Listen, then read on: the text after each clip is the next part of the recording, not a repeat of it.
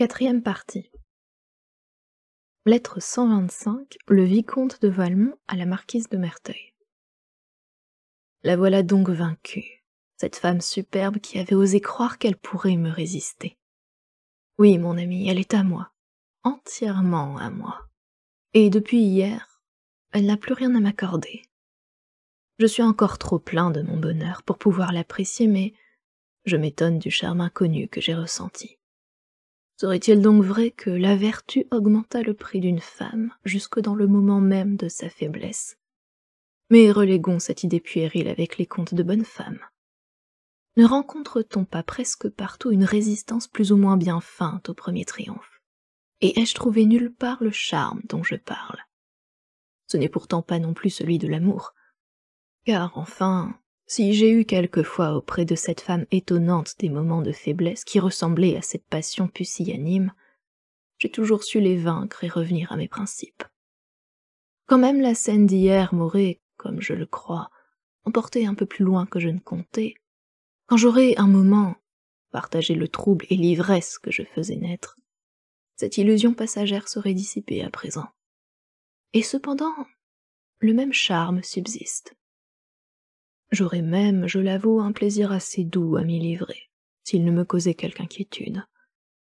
Serais-je donc, à mon âge, maîtrisé comme un écolier par un sentiment involontaire et inconnu? Non, il faut avant tout le combattre et l'approfondir. Peut-être, au reste, en ai-je déjà entrevu la cause.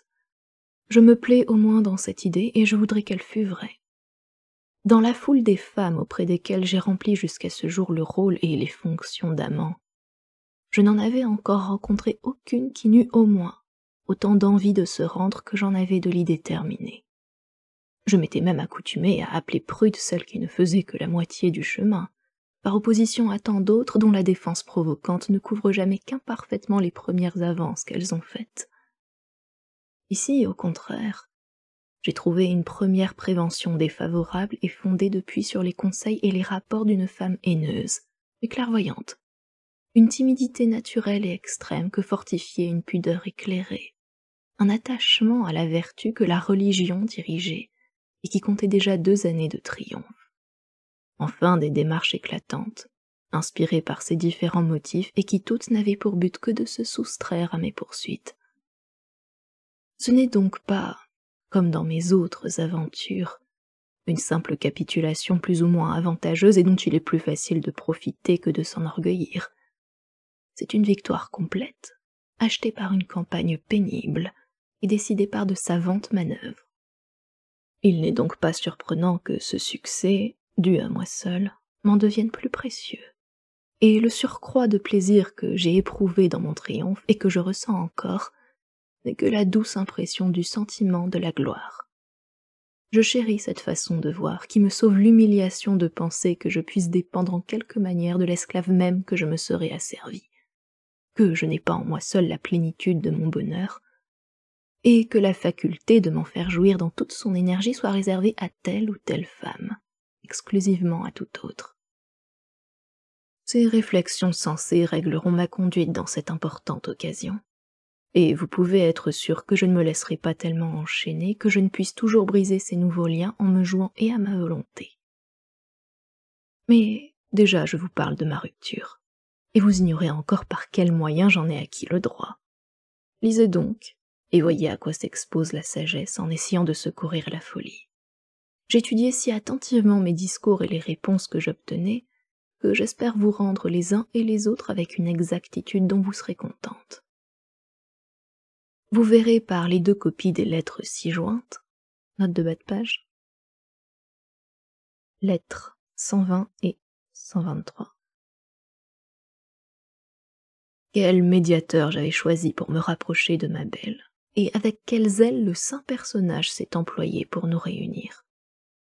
Ce qu'il faut vous dire encore, et que j'avais appris par une lettre interceptée suivant l'usage, c'est que la crainte et la petite humiliation d'être quitté avaient un peu dérangé la pruderie de l'austère dévote, et avaient rempli son cœur et sa tête de sentiments et d'idées qui, pour n'avoir pas le sens commun, n'en étaient pas moins intéressants. C'est après ces préliminaires, nécessaires à savoir, qu'hier jeudi 28, jour préfixe et donné par l'ingrate, je me suis présenté chez elle en esclave timide et repentant pour en sortir en vainqueur couronné. Il était 6 heures du soir quand j'arrivai chez la belle recluse, car depuis son retour, sa porte était restée fermée à tout le monde. Elle essaya de se lever quand on m'annonça, mais ses genoux tremblants ne lui permirent pas de rester dans cette situation. Elle se rassit sur le champ. Comme le domestique qui m'avait introduit eut quelques services à faire dans l'appartement, elle en parut impatientée. Nous remplîmes cet intervalle par les compliments d'usage. Mais pour ne rien perdre d'un temps dont tous les moments étaient précieux, j'examinai soigneusement le local. Et dès lors, je marquai de l'œil le théâtre de ma victoire. J'aurais pu en choisir un plus commode, car dans cette même chambre il se trouvait une ottomane. Mais je remarquai qu'en face d'elle était un portrait du mari. Et j'eus peur, je l'avoue qu'avec une femme si singulière, un seul regard que le hasard dirigerait de ce côté ne détruisit en un moment l'ouvrage de tant de soins.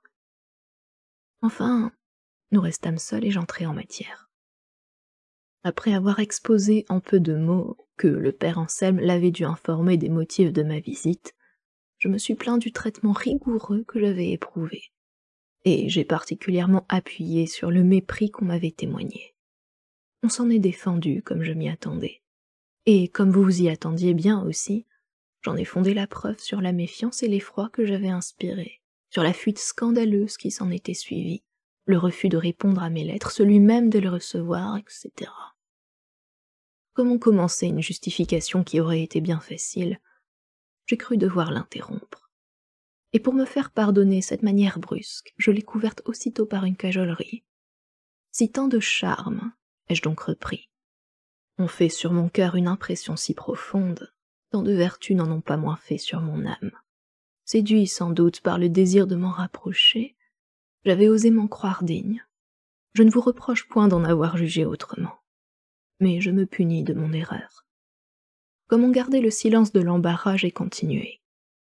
J'ai désiré, madame, ou de me justifier à vos yeux, ou d'obtenir de vous le pardon des torts que vous me supposez, afin de pouvoir au moins terminer, avec quelque tranquillité, des jours auxquels je n'attache plus de prix depuis que vous avez refusé de les embellir. Ici, on a pourtant essayé de répondre. Mon devoir ne me permettait pas, et la difficulté d'achever le mensonge que le devoir exigeait n'a pas permis de finir la phrase. J'ai donc repris du ton le plus tendre. Il est donc vrai que c'est moi que vous avez fui. Ce départ était nécessaire. Et que vous m'éloigniez de vous. Il le faut. Et pour toujours. Je le dois. Je n'ai pas besoin de vous dire que, pendant ce court dialogue, la voix de la tendre prude était oppressée, et que ses yeux ne s'élevaient pas jusqu'à moi. Je jugeai devoir animer un peu cette scène languissante. Ainsi, me levant avec l'air du dépit, « Votre fermeté, dis-je alors, me rend toute la mienne. Eh bien oui, madame, nous serons séparés même plus que vous ne pensez, et vous vous féliciterez à loisir de votre ouvrage. » Un peu surprise de ce ton de reproche, elle voulut répliquer. « La résolution que vous avez prise, dit-elle, n'est que l'effet de mon désespoir, repris-je avec emportement. Vous avez voulu que je sois malheureux. Je vous prouverai que vous avez réussi au-delà de vos souhaits. Je désire votre bonheur, répondit-elle. Et le son de sa voix commençait à annoncer une émotion assez forte. Aussi, me précipitant à ses genoux et du ton dramatique que vous me connaissez. « Ah, cruel !» me suis-je écrié. « Peut-il exister pour moi un bonheur que vous ne partagiez pas, ou donc le trouver loin de vous, à jamais, jamais ?» J'avoue qu'en me livrant à ce point, j'avais beaucoup compté sur le secours des larmes. Mais soit mauvaise disposition, soit peut-être seulement l'effet de l'attention pénible et continuelle que je mettais à tout, il me fut impossible de pleurer. Par bonheur, je me ressouvins que pour subjuguer une femme, tout moyen était également bon, et qu'il suffisait de l'étonner par un grand mouvement, pour que l'impression en restât profonde et favorable. Je suppléai donc par la terreur à la sensibilité qui se trouvait en défaut. Et pour cela, changeant seulement l'inflexion de ma voix et gardant la même posture. « Oui, continuai-je, j'en fais le serment à vos pieds. Vous posséder ou mourir. » En prononçant ces dernières paroles, nos regards se rencontrèrent. Je ne sais ce que la timide personne vit ou crut voir dans les miens, mais elle se leva d'un air effrayé et s'échappa de mes bras dont je l'avais entourée. Il est vrai que je ne fis rien pour la retenir, car j'avais remarqué plusieurs fois que les scènes de désespoir menaient trop vivement tomber dans le ridicule dès qu'elles devenaient longues, ou ne laissaient que des ressources vraiment tragiques et que j'étais fort éloigné de vouloir prendre. Cependant, tandis qu'elle se dérobait à moi, j'ajoutai d'un ton bas et sinistre, mais de façon qu'elle pût m'entendre, « Eh bien, la mort. » Je me relevai alors, et gardant un moment le silence, je jetai sur elle comme au hasard des regards farouches qui, pour avoir l'air d'être égarés, n'en étaient pas moins clairvoyants et observateurs. Le maintien mal assuré, la respiration haute, la contraction de tous les muscles, les bras tremblants et à demi élevés, tout me prouvait assez que l'effet était tel que j'avais voulu le produire. Mais comme en amour rien ne se finit que de très près, et que nous étions alors assez loin l'un de l'autre, il fallait avant tout se rapprocher. Ce fut pour y parvenir que je passai le plus tôt possible à une apparente tranquillité, propre à calmer les effets de cet état violent sans en affaiblir l'impression.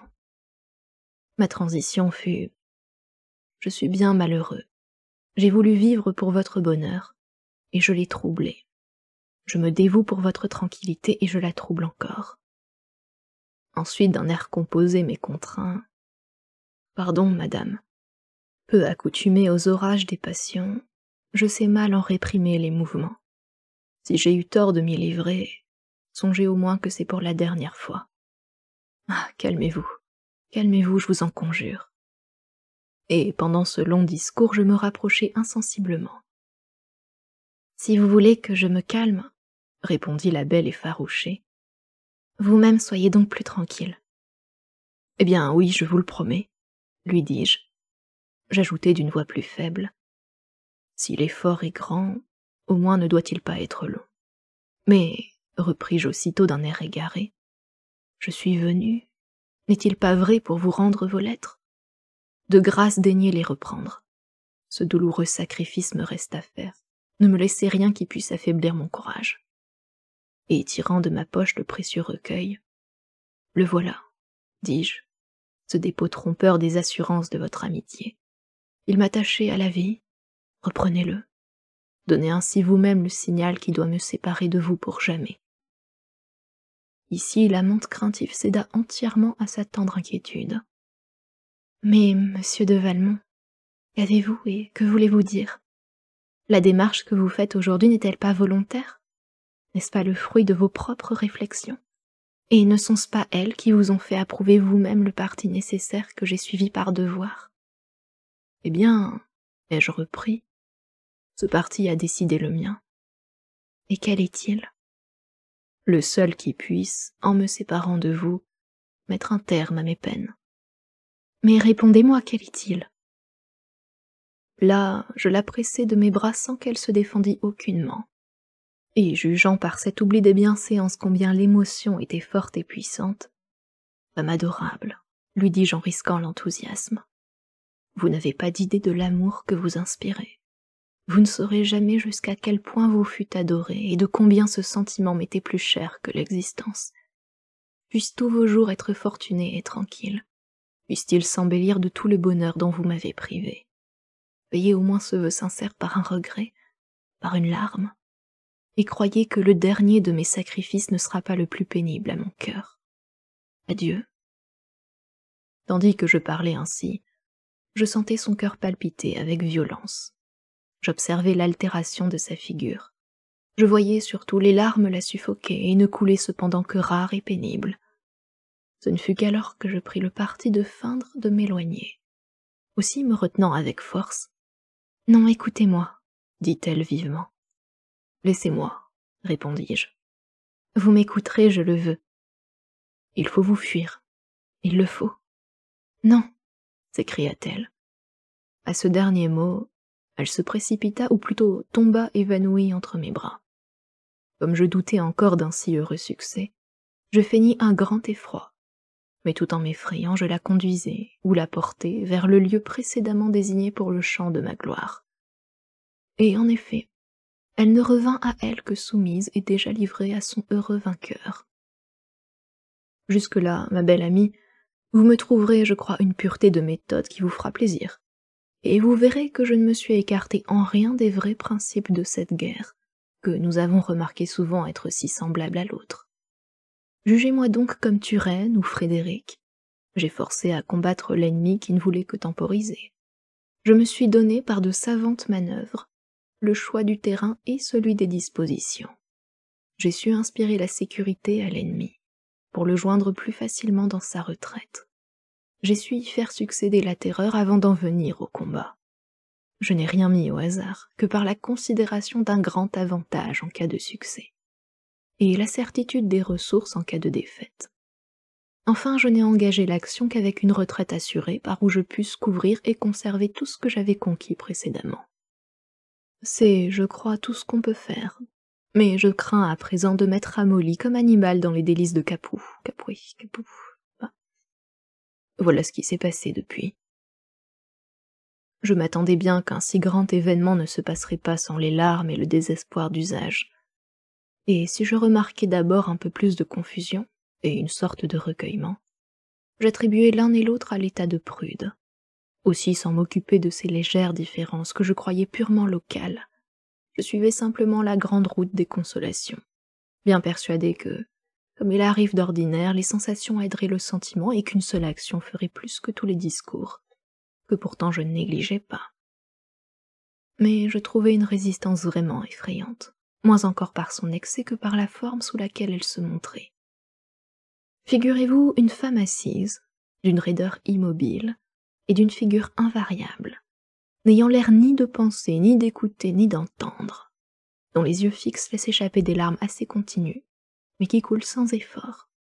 Telle était Madame de Tourvel pendant mes discours. Mais si j'essayais de ramener son attention vers moi par une caresse, par le geste même le plus innocent, à cette apparente apathie succédait aussitôt la terreur, la suffocation, les convulsions, les sanglots, et quelques cris par intervalles, mais sans un mot articulé. Ces crises revinrent plusieurs fois et toujours plus fortes. La dernière même fut si violente que j'en fus entièrement découragée et craignis un moment d'avoir remporté une victoire inutile. Je me rabattis sur les lieux communs d'usage, et dans le nombre se trouva celui-ci. Et vous êtes dans le désespoir parce que vous avez fait mon bonheur. À ce mot, l'adorable femme se tourna vers moi, et sa figure, quoique encore un peu égarée, avait pourtant déjà repris son expression céleste. « Votre bonheur », me dit-elle. Vous devinez ma réponse. « Vous êtes donc heureux ?» Je redoublai les protestations. « Mais heureux par moi ?» J'ajoutai les louanges et les tendres propos. Tandis que je parlais, tous ses membres s'assouplirent. Elle retomba avec mollesse appuyée sur son fauteuil. Et m'abandonnant une main que j'avais osé prendre, « Je sens, dit-elle, que cette idée me console et me soulage. » Vous jugez qu'ainsi remis sur la voie, je ne la quittais plus. C'était réellement la bonne, et peut-être la seule. Aussi, quand je voulus tenter un second succès, j'éprouvai d'abord quelque résistance et ce qui s'était passé auparavant me rendait circonspect. Mais ayant appelé à mon secours cette même idée de mon bonheur, j'en ressentis bientôt les favorables effets. « Vous avez raison, » me dit la tendre personne. « Et je ne puis plus supporter mon existence qu'autant qu'elle servira à vous rendre heureux. Je m'y consacre tout entière. Dès ce moment, je me donne à vous et vous n'éprouverez de ma part ni refus ni regret. » Ce fut avec cette candeur naïve ou sublime qu'elle me livra sa personne et ses charmes, et qu'elle augmenta mon bonheur en le partageant. L'ivresse fut complète et réciproque, et pour la première fois, la mienne survécut au plaisir. Je ne sortis de ses bras que pour tomber à ses genoux, pour lui jurer un amour éternel.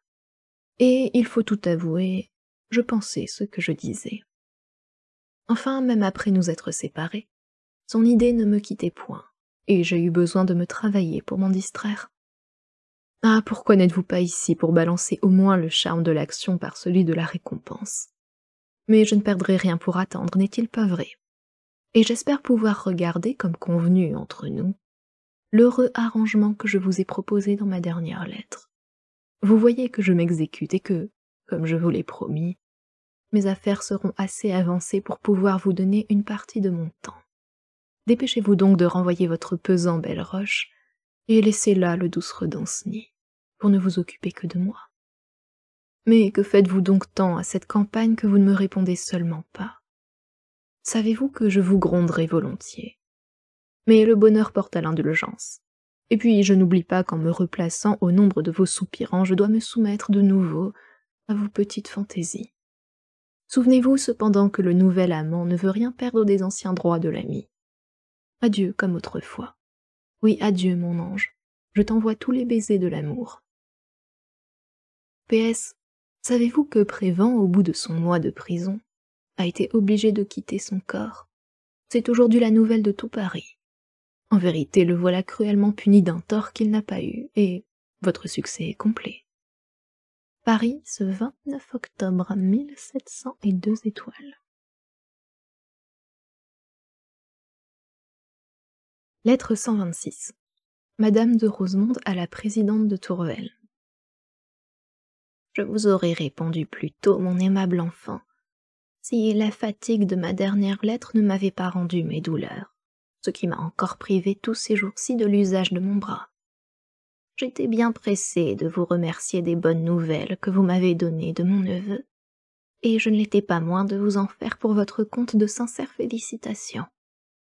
On est forcé de reconnaître véritablement là un coup de la Providence, qui, en touchant l'un, a aussi sauvé l'autre. Oui, ma chère belle, Dieu, qui ne voulait que vous éprouver, vous a secouru au moment où vos forces étaient épuisées. Et malgré votre petit murmure, vous avez, je crois, quelques actions de grâce à lui rendre. Ce n'est pas que je ne sente fort bien qu'il vous eût été plus agréable que cette résolution vous fût venue la première, et que celle de Valmont n'en eût été que la suite. Il semble même, humainement parlant, que les droits de notre sexe en eussent été mieux conservés, et nous ne voulons en perdre aucun. Mais qu'est-ce que ces considérations légères auprès des objets importants qui se trouvent remplis? Voit-on celui qui se sauve du naufrage se plaindre de n'avoir pas eu le choix des moyens? Vous éprouverez bientôt, ma chère fille, que les peines que vous redoutez s'allégeront d'elles-mêmes. Et quand elles devraient subsister toujours et dans leur entier, vous n'en sentiriez pas moins qu'elles seraient encore plus faciles à supporter que les remords du crime et le mépris de soi-même. Inutilement vous aurais-je parlé plus tôt avec cette apparente sévérité. L'amour est un sentiment indépendant que la prudence peut faire éviter, mais qu'elle ne saurait vaincre, et qui, une fois né, ne meurt que de sa belle mort ou du défaut absolu d'espoir. C'est ce dernier cas, dans lequel vous êtes, qui me rend le courage et le droit de vous dire librement mon avis. Il est cruel d'effrayer un malade désespéré, qui n'est plus susceptible que de consolation et de palliatifs. Mais il est sage d'éclairer un convalescent sur les dangers qu'il a courus, pour lui inspirer la prudence dont il a besoin, et la soumission aux conseils qui peuvent encore lui être nécessaires. Puisque vous me choisissez pour votre médecin, c'est comme tel que je vous parle et que je vous dis que les petites incommodités que vous ressentez à présent, et qui peut-être exigent quelques remèdes, ne sont pourtant rien en comparaison de la maladie effrayante dont voilà la guérison assurée. Ensuite, comme votre ami, comme l'ami d'une femme raisonnable et vertueuse, je me permettrai d'ajouter que cette passion qui vous avait subjugué, déjà si malheureuse par elle-même, le devenait encore plus par son objet. Si j'en crois ce qu'on m'en dit, mon neveu, que j'avoue aimer peut-être avec faiblesse, et qui réunit en effet beaucoup de qualités louables à beaucoup d'agréments, n'est ni sans danger pour les femmes, ni sans tort vis-à-vis d'elles, et met presque un prix égal à les séduire et à les perdre. Je crois bien que vous l'auriez converti. Jamais personne, sans doute, n'en fut plus digne. Mais tant d'autres s'en sont flattés d'eux-mêmes dont l'espoir a été déçu, que j'aime bien mieux que vous n'en soyez pas réduite à cette ressource. Considérez à présent, ma chère belle, qu'au lieu de tant de dangers que vous auriez eu à courir, vous aurez, outre le repos de votre conscience et votre propre tranquillité, la satisfaction d'avoir été la principale cause de l'heureux retour de Valmont. Pour moi, je ne doute pas que ce ne soit en grande partie l'ouvrage de votre courageuse résistance, et qu'un moment de faiblesse de votre part n'eût peut-être laissé mon neveu dans un égarement éternel. J'aime à penser ainsi, et désire vous voir penser de même. Vous y trouverez vos premières consolations, et moi, de nouvelles raisons de vous aimer davantage. Je vous attends ici sous peu de jours, mon aimable fille, comme vous me l'annoncez. Venez retrouver le calme et le bonheur dans les mêmes lieux où vous l'aviez perdu. Venez surtout vous réjouir avec votre tendre mère d'avoir si heureusement tenu la parole que vous lui aviez donnée, de ne rien faire qui ne fût digne d'elle et de vous. Du château de quelque part, ce 30 octobre 1702 étoiles.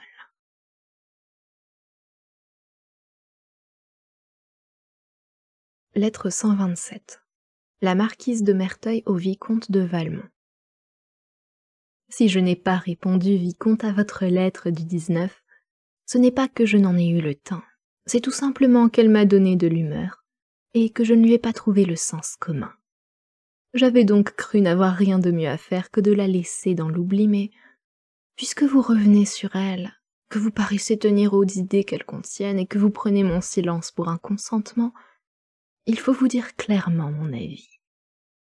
J'ai pu avoir quelquefois la prétention de remplacer à moi seule tout un sérail, mais il ne m'a jamais convenu d'en faire partie. Je croyais que vous saviez cela.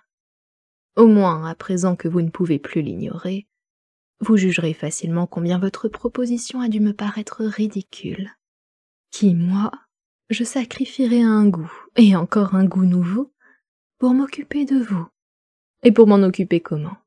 En attendant à mon tour et en esclave soumise les sublimes faveurs de votre hôtesse.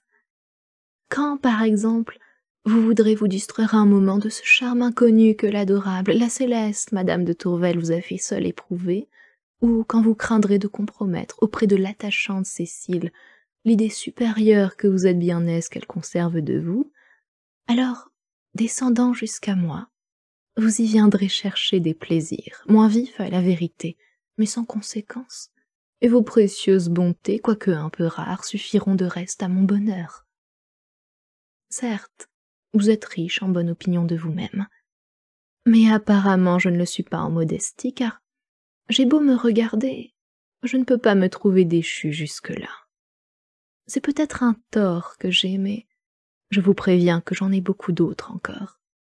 J'ai surtout celui de croire que l'écolier, le doucereux Danceny, uniquement occupé de moi, me sacrifiant, sans s'en faire un mérite, une première passion, avant même qu'elle ait été satisfaite, et m'aimant enfin comme on aime à son âge, pourrait, malgré ses 20 ans, travailler plus efficacement que vous à mon bonheur et à mes plaisirs. Je me permettrai même d'ajouter que, s'il me venait en fantaisie de lui donner un adjoint, ce ne serait pas vous, au moins pour le moment. Et par quelle raison, m'allez-vous demander? Mais d'abord, il pourrait fort bien n'y en avoir aucune, car le caprice qui vous ferait préférer peut également vous faire exclure. Je veux pourtant bien, par politesse, vous motiver mon avis. Il me semble que vous auriez trop de sacrifices à me faire, et moi, au lieu d'en avoir la reconnaissance que vous ne manqueriez pas d'en attendre, je serais capable de croire que vous m'en devriez encore. Vous voyez bien qu'aussi éloignés l'un de l'autre par notre façon de penser, nous ne pouvons nous rapprocher d'aucune manière, et je crains qu'il ne me faille beaucoup de temps, mais beaucoup, avant de changer de sentiment. Quand je serai corrigée, je vous promets de vous avertir. Jusque-là, croyez-moi, faites d'autres arrangements et gardez vos baisers, vous avez tant à les placer mieux. Adieu comme autrefois, dites-vous. Mais autrefois, ce me semble, vous faisiez un peu plus de cas de moi. Vous ne m'aviez pas destiné tout à fait au 3e rôle, et surtout, vous vouliez bien attendre que j'eusse dit oui avant d'être sûr de mon consentement. Trouvez donc bon qu'au lieu de vous dire aussi adieu comme autrefois, je vous dise adieu comme à présent. Votre servante, monsieur le vicomte. Du château de... quelque part. Ce 31 octobre 1702 étoiles.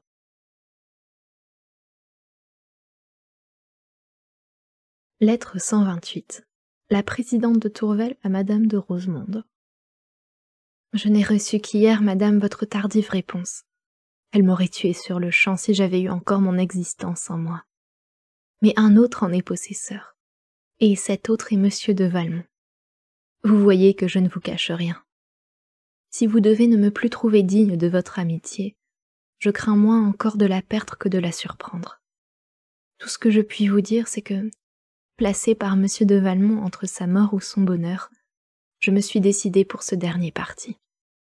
Je ne m'en vante ni ne m'en accuse. Je dis simplement ce qui est. Vous sentirez aisément, d'après cela, quelle impression a dû me faire votre lettre, et les vérités sévères qu'elle contient. Ne croyez pas cependant qu'elle ait pu faire naître un regret en moi, ni qu'elle puisse jamais me faire changer de sentiment ni de conduite. Ce n'est pas que je n'ai des moments cruels, mais quand mon cœur est le plus déchiré, quand je crains de ne pouvoir plus supporter mes tourments, je me dis « Valmont est heureux », et tout disparaît devant cette idée, ou plutôt, elle change tout en plaisir. C'est donc à votre neveu que je me suis consacrée, c'est pour lui que je me suis perdue. Il est devenu le centre unique de mes pensées, de mes sentiments, de mes actions. Tant que ma vie sera nécessaire à son bonheur, elle me sera précieuse, et je la trouverai fortunée. Si quelque jour il en juge autrement, il n'entendra de ma part ni plainte ni reproche. J'ai déjà osé fixer les yeux sur ce moment fatal et mon parti est pris. Vous voyez à présent combien peu doit m'affecter la crainte que vous paraissez avoir, qu'un jour, monsieur de Valmont ne me perde. Car avant de le vouloir, il aura donc cessé de m'aimer, et que me feront alors de vains reproches que je n'entendrai pas. Seul il sera mon juge. Comme je n'aurai vécu que pour lui, ce sera en lui que reposera ma mémoire.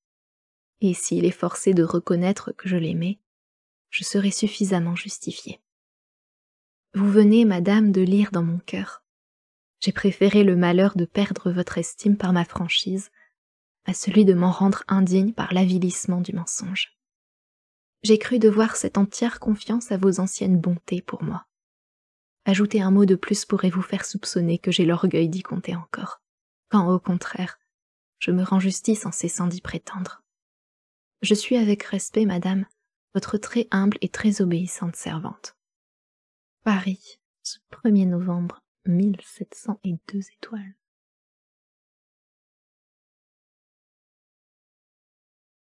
Lettre 129. Le vicomte de Valmont à la marquise de Merteuil. Dites-moi donc, ma belle amie, d'où peut venir ce ton d'aigreur et de persiflage qui règne dans votre dernière lettre? Quel est donc ce crime que j'ai commis, apparemment sans m'en douter, et qui vous donne tant d'humeur? J'ai eu l'air, me reprochez-vous, de compter sur votre consentement avant de l'avoir obtenu. Mais je croyais que ce qui pourrait paraître de la présomption pour tout le monde ne pouvait jamais être pris de vous à moi que pour de la confiance.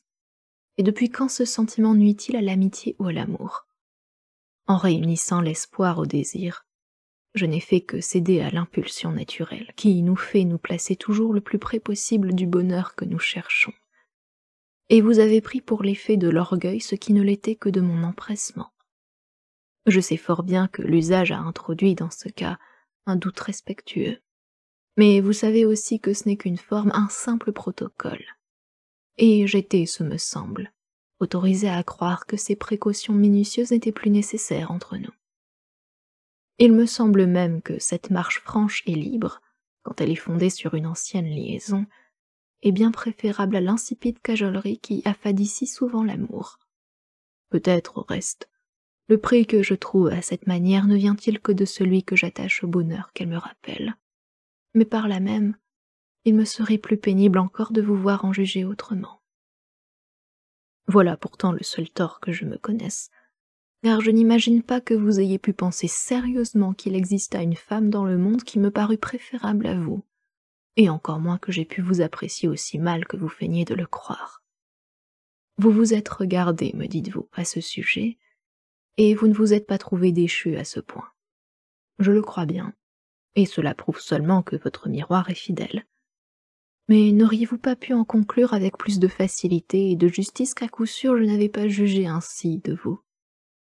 Je cherche vainement une cause à cette étrange idée. Il me semble pourtant qu'elle tient, de plus ou moins près, aux éloges que je me suis permis de donner à d'autres femmes. Je l'infère au moins de votre affection à relever les épithètes d'adorable, de céleste, d'attachante, dont je me suis servi en vous parlant de Madame de Tourvel ou de la petite Volanges. Mais ne savez-vous pas que ces mots, plus souvent pris au hasard que par réflexion, expriment moins le cas que l'on fait de la personne que la situation dans laquelle on se trouve quand on en parle? Et si, dans le moment même où j'étais si vivement affectée ou par l'une ou par l'autre, je ne vous en désirais pourtant pas moins, si je vous donnais une préférence marquée sur toutes deux, puisque, enfin, je ne pouvais renouveler notre première liaison qu'au préjudice des deux autres, je ne crois pas qu'il y ait là si grand sujet de reproche. Il ne me sera pas plus difficile de me justifier sur le charme inconnu dont vous me paraissez aussi un peu choqué, car d'abord, de ce qu'il est inconnu, il ne s'ensuit pas qu'il soit plus fort. Et qui pourrait l'emporter sur les délicieux plaisirs que vous seul savez rendre toujours nouveaux, comme toujours plus vifs? J'ai donc voulu dire seulement que celui-là était d'un genre que je n'avais pas encore éprouvé, mais sans prétendre lui assigner de classe, et j'avais ajouté ce que je répète aujourd'hui que, quel qu'il soit, je saurai le combattre et le vaincre. J'y mettrai bien plus de zèle encore si je peux voir dans ce léger travail un hommage à vous offrir. Pour la petite Cécile, je crois bien inutile de vous en parler. Vous n'avez pas oublié que c'est à votre demande que je me suis chargée de cet enfant, et je n'attends que votre congé pour m'en défaire. J'ai pu remarquer son ingénuité et sa fraîcheur, j'ai pu même la croire un moment attachante, parce que plus ou moins on se complaît toujours un peu dans son ouvrage, mais assurément elle n'a assez de consistance en aucun genre pour fixer en rien l'attention. À présent, ma belle amie, j'en appelle à votre justice, à vos premières bontés pour moi, à la longue et parfaite amitié, à l'entière confiance qui depuis ont resserré nos liens. Ai-je mérité le ton rigoureux que vous prenez avec moi? Mais qu'il vous sera facile de m'en dédommager quand vous voudrez. Dites seulement un mot, et vous verrez si tous les charmes et tous les attachements me retiendront ici, non pas un jour, mais une minute. Je volerai à vos pieds et dans vos bras, et je vous prouverai 1000 fois et de 1000 manières que vous êtes, que vous serez toujours, la véritable souveraine de mon cœur. Adieu, ma belle amie. J'attends votre réponse avec beaucoup d'empressement. Paris, ce 3 novembre 1702 étoiles.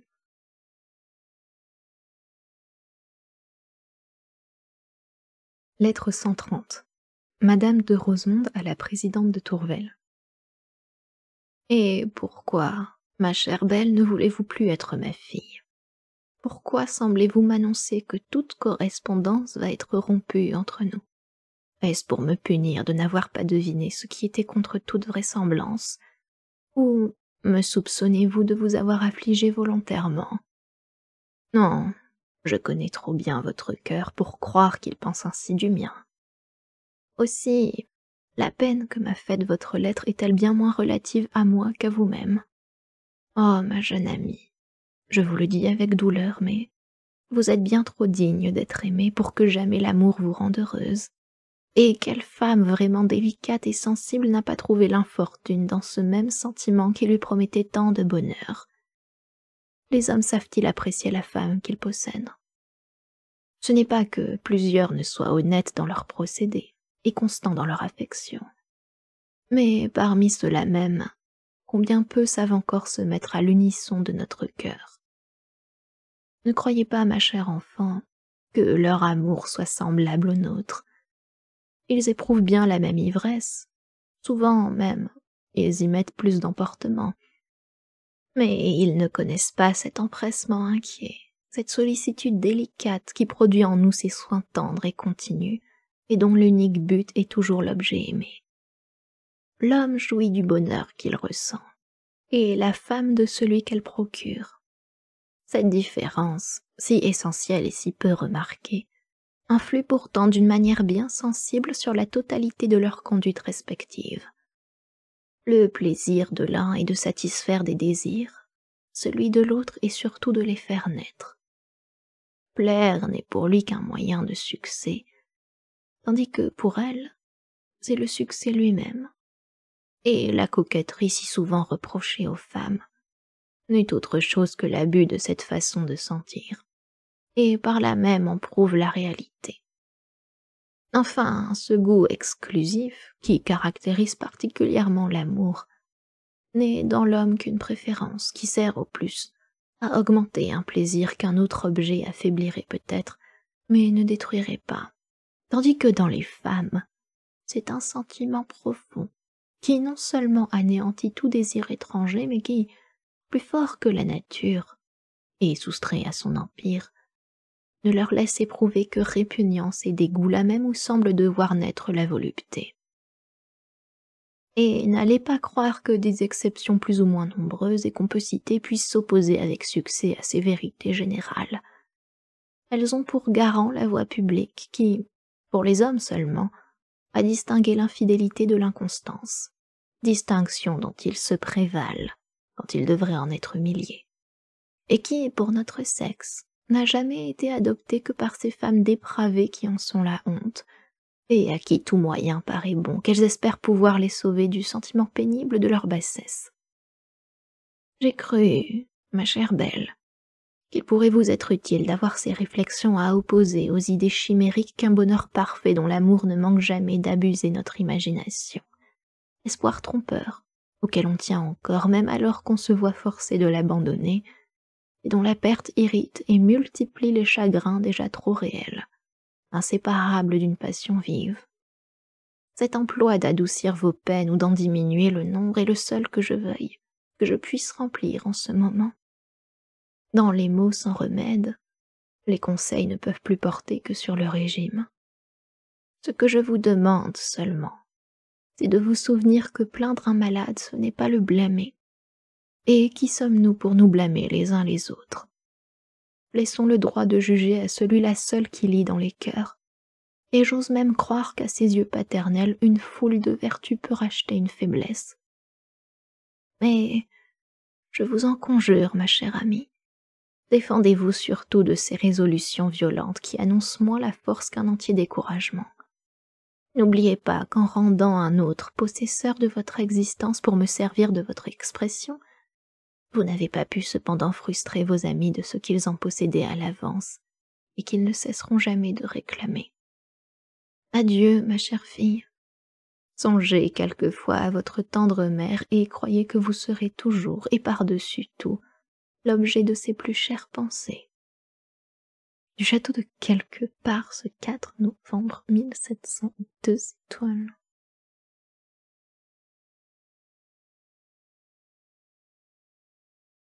Lettre 131. La marquise de Merteuil au vicomte de Valmont. À la bonne heure, vicomte, et je suis plus contente de vous cette fois-ci que l'autre. Mais à présent, causons de bonne amitié, et j'espère vous convaincre que, pour vous comme pour moi, l'arrangement que vous paraissez désirer serait une véritable folie. N'avez-vous pas encore remarqué que le plaisir, qui est bien en effet l'unique mobile de la réunion des deux sexes, ne suffit pourtant pas pour former une liaison entre eux, et que, s'il est précédé du désir qui rapproche, il n'est pas moins suivi du dégoût qui repousse. C'est une loi de la nature que l'amour seul peut changer. Et de l'amour, en a-t-on quand on veut. Il en faut pourtant toujours. Et cela serait vraiment fort embarrassant si on ne s'était pas aperçu qu'heureusement il suffisait qu'il en existât d'un côté. La difficulté est devenue par là de moitié moindre. Et même sans qu'il y ait eu beaucoup à perdre, en effet, l'un jouit du bonheur d'aimer, l'autre de celui de plaire. Un peu moins vif à la vérité, mais auquel se joint le plaisir de tromper, ce qui fait équilibre, et tout s'arrange. Mais dites-moi, vicomte, qui de nous deux se chargera de tromper l'autre? Vous savez l'histoire de ces deux fripons qui se reconnurent en jouant. Nous ne nous ferons rien, se dirent-ils, payons les cartes par moitié. Et ils quittèrent la partie. Suivons, croyez-moi, ce prudent exemple, et ne perdons pas ensemble un temps que nous pouvons si bien employer ailleurs. Pour vous prouver qu'ici votre intérêt me décide autant que le mien, et que je n'agis ni par rumeur ni par caprice, je ne vous refuse pas le prix convenu entre nous. Je sens à merveille que pour une seule soirée nous nous suffirons de reste, et je ne doute même pas que nous ne sachions assez l'embellir pour ne la voir finir qu'à regret. Mais n'oublions pas que ce regret est nécessaire au bonheur, et quelque douce que soit notre illusion, n'allons pas croire qu'elle puisse être durable. Vous voyez que je m'exécute à mon tour, et cela sans que vous vous soyez encore mis en règle avec moi, car enfin, je devais avoir la première lettre de la céleste prude. Et pourtant, soit que vous y teniez encore, soit que vous ayez oublié les conditions d'un marché qui vous intéresse peut-être moins que vous ne voulez me le faire croire, je n'ai rien reçu, absolument rien. Cependant, ou je me trompe, ou la tendre dévote doit beaucoup écrire, car que ferait-elle quand elle est seule? Elle n'a sûrement pas le bon esprit de se distraire. J'aurais donc, si je voulais, quelques petits reproches à vous faire, mais je les passe sous silence, en compensation d'un peu d'humeur que j'ai eu peut-être dans ma dernière lettre. À présent, vicomte, il ne me reste plus qu'à vous faire une demande, et elle est encore autant pour vous que pour moi. C'est de différer un moment que je désire peut-être autant que vous, mais dont il me semble que l'époque doit être retardée jusqu'à mon retour à la ville. D'une part, nous n'aurions pas ici la liberté nécessaire, et de l'autre, j'y aurais quelques risques à courir, car il ne faudrait qu'un peu de jalousie pour me rattacher de plus belle ce triste belle roche, qui pourtant ne tient plus qu'à un fil. Il en est déjà à se battre les flancs pour m'aimer. C'est au point qu'à présent je mets autant de malice que de prudence dans les caresses dont je le surcharge. Mais en même temps, vous voyez bien que ce ne serait pas là un sacrifice à vous faire. Une infidélité réciproque rendra le charme bien plus puissant. Savez-vous que je regrette quelquefois que nous en soyons réduits à ces ressources? Dans le temps où nous nous aimions, car je crois que c'était de l'amour, j'étais heureuse. Et vous, vicomte? Mais pourquoi s'occuper encore d'un bonheur qui ne peut revenir? Non, quoi que vous en disiez, c'est un retour impossible. D'abord, j'exigerai des sacrifices que sûrement vous ne pourriez ou ne voudriez pas me faire, et qu'il se peut bien que je ne mérite pas. Et puis comment vous fixer? Oh non, non, je ne veux seulement pas m'occuper de cette idée. Et malgré le plaisir que je trouve en ce moment à vous écrire, j'aime mieux vous quitter brusquement. Adieu, vicomte.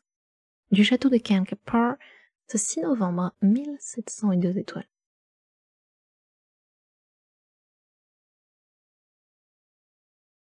Lettre 132. La présidente de Tourvel à Madame de Rosemonde. Pénétrée, madame, de vos bontés pour moi, je m'y livrerais tout entière si je n'étais retenue en quelque sorte par la crainte de les profaner en les acceptant.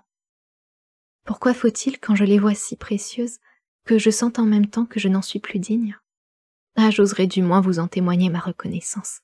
J'admirerais, surtout, cette indulgence de la vertu qui ne connaît nos faiblesses que pour y compatir, et dont le charme puissant conserve sur les cœurs un empire si doux et si fort, même à côté du charme de l'amour. Mais puis-je mériter encore une amitié qui ne suffit plus à mon bonheur? Je dis de même de vos conseils, j'en sens le prix et ne puis les suivre. Et comment ne croirais-je pas à un bonheur parfait quand je l'éprouve en ce moment? Oui, si les hommes sont tels que vous le dites, il faut les fuir, ils sont haïssables. Mais qu'alors Valmont est loin de leur ressembler. S'il a comme eux cette violence de passion que vous nommez emportement, combien n'est-elle pas surpassée en lui par l'excès de sa délicatesse? Oh mon ami, vous me parlez de partager mes peines, jouissez donc de mon bonheur. Je le dois à l'amour, et de combien encore l'objet en augmente le prix. Vous aimez votre neveu, dites-vous, peut-être avec faiblesse. Ah, si vous le connaissiez comme moi, je l'aime avec idolâtrie, et bien moins encore qu'il ne le mérite. Il a pu sans doute être entraîné dans quelques erreurs, il en convient lui-même, mais qui jamais connut comme lui le véritable amour? Que puis-je vous dire de plus? Il le ressent tel qu'il l'inspire. Vous allez croire que c'est là une de ces idées chimériques dont l'amour ne manque jamais d'abuser notre imagination. Mais dans ce cas, pourquoi serait-il devenu plus tendre, plus empressé depuis qu'il n'a plus rien à obtenir? Je l'avouerai, Je lui trouvais auparavant un air de réflexion, de réserve, qu'il abandonnait rarement et qui souvent me ramenait malgré moi aux fausses et cruelles impressions qu'on m'avait données de lui. Mais depuis qu'il peut se livrer sans contrainte au mouvement de son cœur, il semble deviner tous les désirs du mien. Qui sait si nous n'étions pas nés l'un pour l'autre, si ce bonheur ne m'était pas réservé d'être nécessaire au sien. Ah, si c'est une illusion, que je meure donc avant qu'elle finisse. Mais non, je veux vivre pour le chérir, pour l'adorer. Pourquoi cesserait-il de m'aimer? Quelle autre femme rendrait-il plus heureuse que moi? Et je le sens par moi-même, ce bonheur qu'on fait naître est le plus fort lien, le seul qui attache véritablement.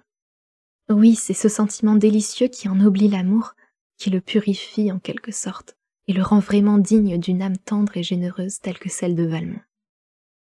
Adieu, ma chère, ma respectable, mon indulgente amie. Je voudrais en vain vous écrire plus longtemps. Voici l'heure où il a promis de venir et toute autre idée m'abandonne.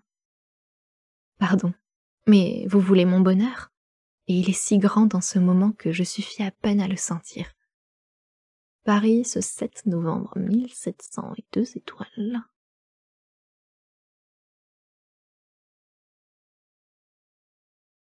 Lettre 133. Le vicomte de Valmont à la marquise de Merteuil. Quels sont donc, ma belle amie, ces sacrifices que vous jugez que je ne ferai pas, et dont pourtant le prix serait de vous plaire?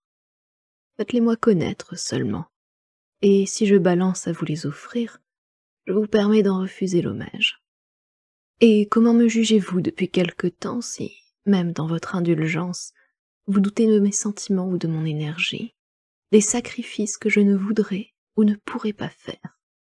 Ainsi, vous me croyez amoureux, subjugué, et le prix que j'ai mis au succès, vous me soupçonnez de l'attacher à la personne.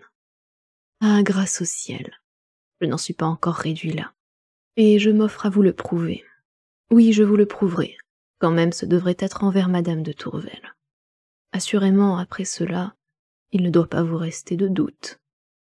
J'ai pu, je crois, sans me compromettre, donner quelque temps à une femme qui a au moins le mérite d'être d'un genre qu'on rencontre rarement. Peut-être aussi la saison morte dans laquelle est venue cette aventure m'a fait m'y livrer davantage, et encore à présent, qu'à peine le grand courant commence à reprendre, il n'est pas étonnant qu'elle m'occupe presque en entier. Mais songez donc qu'il n'y a guère que 8 jours que je jouis du fruit de 3 mois de soins. Je me suis si souvent arrêté davantage à ce qui valait bien moins, et ne m'avait pas tant coûté. Et jamais vous n'en avez rien conclu contre moi. Et puis, voulez-vous savoir la véritable cause de l'empressement que j'y mets? La voici. Cette femme est naturellement timide. Dans les premiers temps, elle doutait sans cesse de son bonheur, et ce doute suffisait pour le troubler, en sorte que je commence à peine à pouvoir remarquer jusqu'où va ma puissance en ce genre. C'est une chose que j'étais pourtant curieux de savoir, et l'occasion ne s'en trouve pas si facilement qu'on le croit. D'abord, pour beaucoup de femmes, le plaisir est toujours le plaisir et n'est jamais que cela. Et auprès de celles-là, de quelque titre qu'on nous décore, nous ne sommes jamais que des facteurs, de simples commissionnaires, dont l'activité fait tout le mérite, et parmi lesquels celui qui fait le plus est toujours celui qui fait le mieux. Dans une autre classe, peut-être la plus nombreuse aujourd'hui, la célébrité de l'amant, le plaisir de l'avoir enlevé à une rivale, la crainte de se le voir enlever à son tour, occupent les femmes presque tout entières. Nous entrons bien, plus ou moins, pour quelque chose dans l'espèce de bonheur dont elles jouissent. Mais il tient plus aux circonstances qu'à la personne. Il leur vient par nous, et non de nous. Il fallait donc trouver, pour mon observation, une femme délicate et sensible, qui fit son unique affaire de l'amour, et qui, dans l'amour même, ne vit que son amant, dont l'émotion, loin de suivre la route ordinaire, partit toujours du cœur pour arriver au sens, que j'ai vu par exemple, et je ne parle pas du premier jour, sortir du plaisir tout éploré, et le moment d'après retrouver la volupté dans un mot qui répondait à son âme. Enfin, il fallait qu'elle réunît encore cette candeur naturelle, devenue insurmontable par l'habitude de s'y livrer, et qui ne lui permet de dissimuler aucun des sentiments de son cœur. Or, vous en conviendrez, de telles femmes sont rares, et je puis croire que, sans celles-ci, je n'en aurais peut-être jamais rencontré.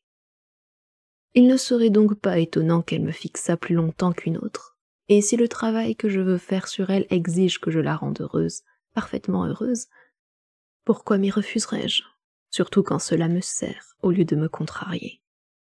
Mais de ce que l'esprit est occupé, s'ensuit-il que le cœur soit esclave? Non, sans doute.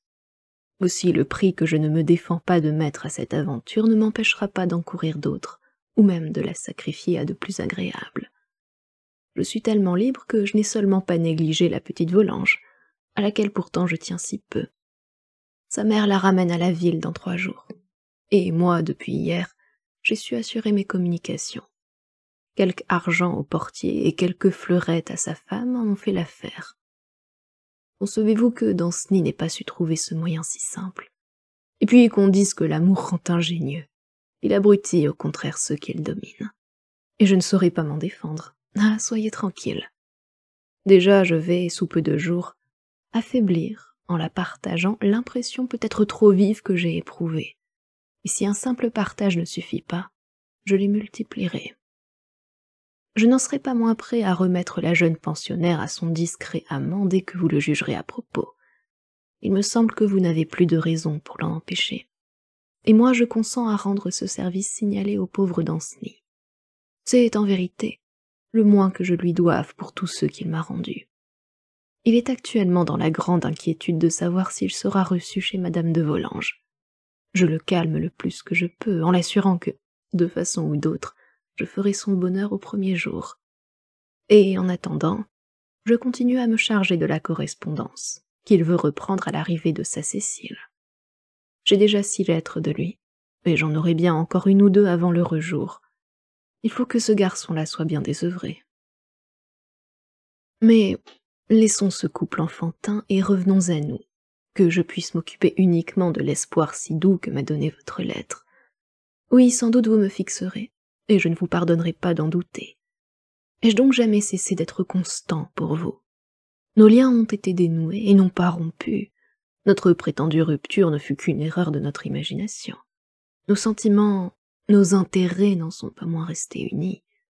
Semblable au voyageur qui revient détrompé, je reconnaîtrai comme lui que j'avais laissé le bonheur pour courir après l'espérance, et je dirai comme d'Harcourt: plus je vis d'étranger, plus j'aimais ma patrie. Note de bas de page. Du Bellois, tragédie du siège de Calais. Hop. Ne combattez donc plus l'idée, ou plutôt le sentiment qui vous ramène à moi, et après avoir essayé de tous les plaisirs dans nos courses différentes, jouissons du bonheur de sentir qu'aucun d'eux n'est comparable à celui que nous avions éprouvé, et que nous retrouverons plus délicieux encore. Adieu, ma charmante amie. Je consens à attendre votre retour, mais pressez-le donc, et n'oubliez pas combien je le désire. Paris, ce 8 novembre 1702 étoiles.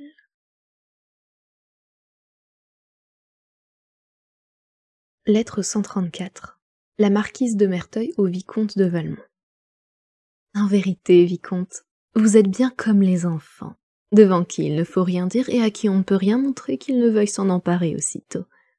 Une simple idée qui me vient, à laquelle même je vous avertis que je ne veux pas m'arrêter parce que je vous en parle, vous en abusez pour y ramener mon attention, pour m'y fixer quand je cherche à m'en distraire, et me faire en quelque sorte partager malgré moi vos désirs étourdis. Est-il donc généreux à vous de me laisser supporter seul tout le fardeau de la prudence? Je vous le redis, et me le répète plus souvent encore, l'arrangement que vous me proposez est réellement impossible. Quand vous y mettriez toute la générosité que vous me montrez en ce moment, croyez-vous que je n'ai pas aussi ma délicatesse, et que je veuille accepter des sacrifices qui nuiraient à votre bonheur? Or, est-il vrai, vicomte, que vous vous faites illusion sur le sentiment qui vous attache à madame de Tourvel? C'est de l'amour, ou il n'en exista jamais. Vous le niez bien de 100 façons, mais vous le prouvez de 1000.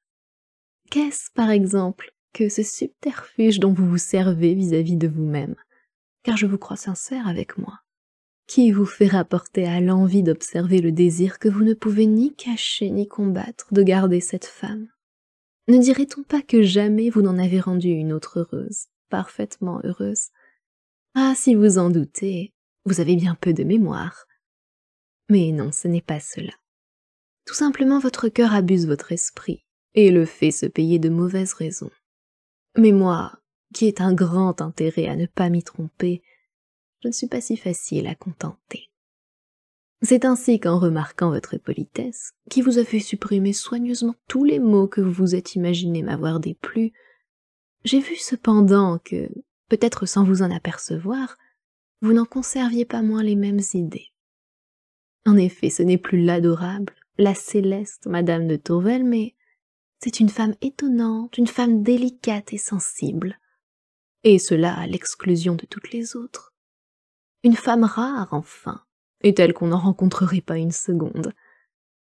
Il en est de même de ce charme inconnu qui n'est pas le plus fort. Eh bien, soit. Mais puisque vous ne l'aviez jamais trouvé jusque-là, il est bien à croire que vous ne le trouveriez pas davantage à l'avenir. Et la perte que vous feriez n'en serait pas moins irréparable. Ou ce sont là, vicomte, des symptômes assurés d'amour, où il faut renoncer à en trouver aucun. Soyez assuré que, pour cette fois, je vous parle sans humeur. Je me suis promis de n'en plus prendre. J'ai trop bien reconnu qu'elle pouvait devenir un piège dangereux. Croyez-moi, ne soyons qu'amis, et restons-en là. Sachez-moi gré seulement de mon courage à me défendre. Oui, de mon courage, car il en faut quelquefois, même pour ne pas prendre un parti qu'on sent être mauvais. Ce n'est donc plus que pour vous ramener à mon avis par persuasion que je vais répondre à la demande que vous me faites sur les sacrifices que j'exigerai et que vous ne pourriez pas faire.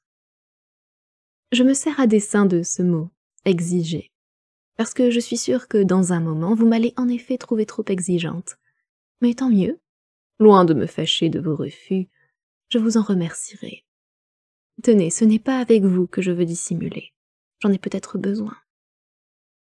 J'exigerai donc, voyez la cruauté, que cette rare, cette étonnante Madame de Tourvel ne fût plus pour vous qu'une femme ordinaire, une femme telle qu'elle est seulement. Car il ne faut pas s'y tromper, ce charme qu'on croit trouver dans les autres, c'est en nous qu'il existe, et c'est l'amour seul qui embellit tant l'objet aimé.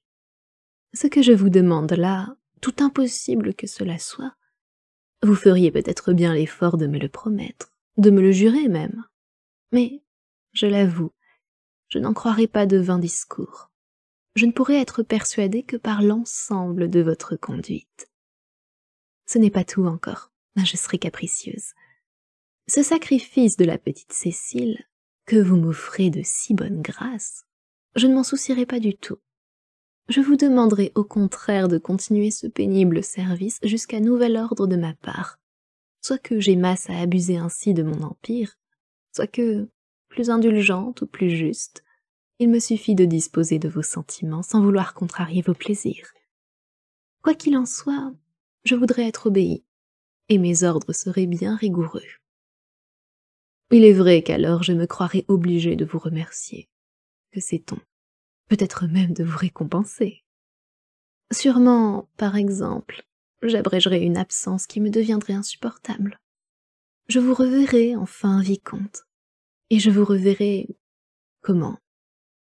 Mais vous vous souvenez que ceci n'est plus qu'une conversation, un simple récit d'un projet impossible, et je ne veux pas l'oublier toute seule. Savez-vous que mon procès m'inquiète un peu? J'ai voulu enfin connaître au juste quels étaient mes moyens. Mes avocats me citent bien quelques lois, mais surtout beaucoup d'autorités, comme ils les appellent. Mais je n'y vois pas autant de raison et de justice. J'en suis presque à regretter d'avoir refusé l'accommodement. Cependant, je me rassure en songeant que le procureur est adroit, l'avocat éloquent et la plaideuse jolie. Si ces trois moyens devaient ne plus valoir, il faudrait changer tout le train des affaires. Et que deviendrait le respect pour les anciens usages? Ce procès est actuellement la seule chose qui me retienne ici. Celui de Belle-Roche est fini. Hors de cour, dépens compensés. Il en est à regretter le bal de ce soir. C'est bien le regret d'un désœuvré. Je lui rendrai sa liberté entière à mon retour à la ville. Je lui fais ce douloureux sacrifice et je m'en console par la générosité qu'il y trouve. Adieu, vicomte. Écrivez-moi souvent. le détail de vos plaisirs me dédommagera au moins en partie des ennuis que j'éprouve. Du château de... ce 11 novembre 1700...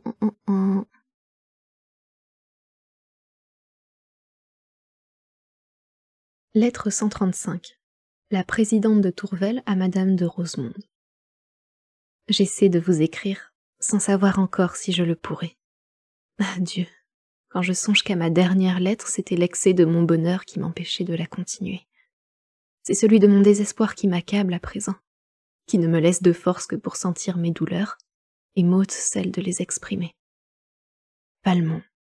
Valmont ne m'aime plus. Il ne m'a jamais aimé. L'amour ne s'en va pas ainsi. Il me trompe, il me trahit, il m'outrage. Tout ce qu'on peut réunir d'infortune, d'humiliation, je les éprouve, et c'est de lui qu'elles me viennent. Et ne croyez pas que ce soit un simple soupçon. J'étais si loin d'en avoir. Je n'ai pas le bonheur de pouvoir douter. Je l'ai vu.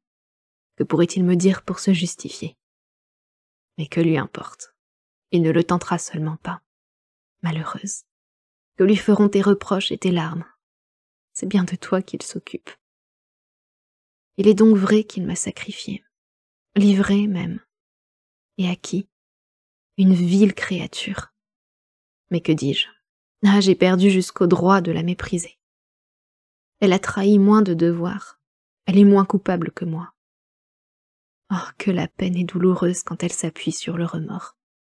Je sens mes tourments qui redoublent. Adieu, ma chère amie.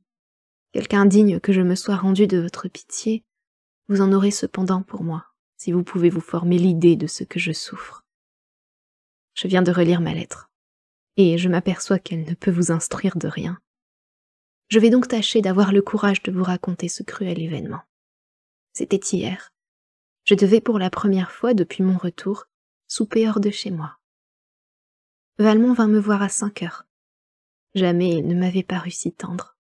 Il me fit connaître que mon projet de sortir le contrariait. Et vous jugez que j'eus bientôt celui de rester chez moi. Cependant, 2 heures après, et tout à coup, son air et son ton changèrent sensiblement. Je ne sais s'il me sera échappé quelque chose qui aura pu lui déplaire. Quoi qu'il en soit, peu de temps après, il prétendit se rappeler une affaire qui l'obligeait de me quitter et il s'en alla. Ce ne fut pourtant pas sans m'avoir témoigné des regrets très vifs, qui me parurent tendres et qu'alors je crus sincères. Rendu à moi-même, je jugeai plus convenable de ne pas me dispenser de mes premiers engagements, puisque j'étais libre de les remplir. Je finis ma toilette et montai en voiture. Malheureusement, mon cocher me fit passer devant l'opéra, et je me trouvai dans l'embarras de la sortie. J'aperçus à 4 pas devant moi, et dans la file à côté de la mienne, la voiture de Valmont. Le cœur me battit aussitôt, mais ce n'était pas de crainte, et la seule idée qui m'occupait était le désir que ma voiture avançât. Au lieu de cela, ce fut la sienne qui fut forcée de reculer, et qui se trouva à côté de la mienne. Je m'avançai sur le champ. Quel fut mon étonnement de trouver à ses côtés une fille, bien connue pour telle. Je me retirai, comme vous pouvez penser, et c'en était déjà bien assez pour navrer mon cœur. Mais ce que vous aurez peine à croire, c'est que cette même fille, apparemment instruite par une odieuse confidence, n'a pas quitté la portière de la voiture, ni cessé de me regarder avec des éclats de rire à faire scène. Dans l'anéantissement où j'en fus, je me laissai pourtant conduire dans la maison où je devais souper. Mais il me fut impossible d'y rester. Je me sentais à chaque instant prête à m'évanouir et, surtout, je ne pouvais retenir mes larmes.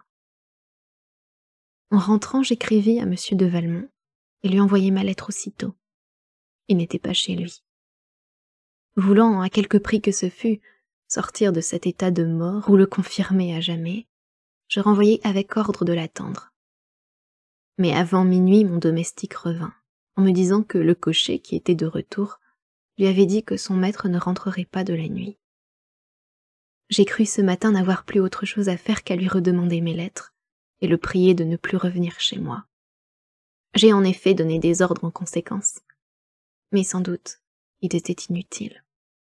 Il est près de midi, il ne s'est point encore présenté, et je n'ai pas même reçu un mot de lui.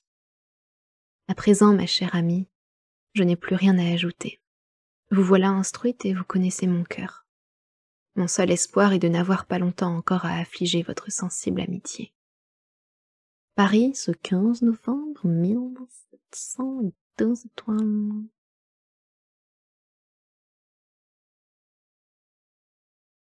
Lettre 136. La présidente de Tourvel au vicomte de Valmont. Sans doute, monsieur, après ce qui s'est passé hier, vous ne vous attendez plus à être reçu chez moi, et sans doute aussi vous le désirez fort peu. Ce billet a donc moins pour objet de vous prier de n'y plus venir que de vous redemander des lettres qui n'auraient jamais dû exister, et qui, si elles ont pu vous intéresser un moment, comme des preuves de l'aveuglement que vous aviez fait naître, ne peuvent que vous être indifférentes à présent qu'il est dissipé, et qu'elles n'expriment plus qu'un sentiment que vous avez détruit. Je reconnais et j'avoue que j'ai eu tort de prendre en vous une confiance dont tant d'autres avant moi avaient été les victimes. En cela, je n'accuse que moi seule. Mais je croyais au moins n'avoir pas mérité d'être livrée, par vous, au mépris et à l'insulte. Je croyais qu'en vous sacrifiant tout, et perdant pour vous seul mes droits à l'estime des autres et à la mienne, je pouvais m'attendre cependant à ne pas être jugée par vous plus sévèrement que par le public, dont l'opinion sépare encore, par un immense intervalle, la femme faible de la femme dépravée. Ces torts, qui seraient ceux de tout le monde, sont les seuls dont je vous parle. Je me tais sur ceux de l'amour. Votre cœur n'entendrait pas le mien. Adieu, monsieur. Paris, ce 15 novembre 1702 étoiles.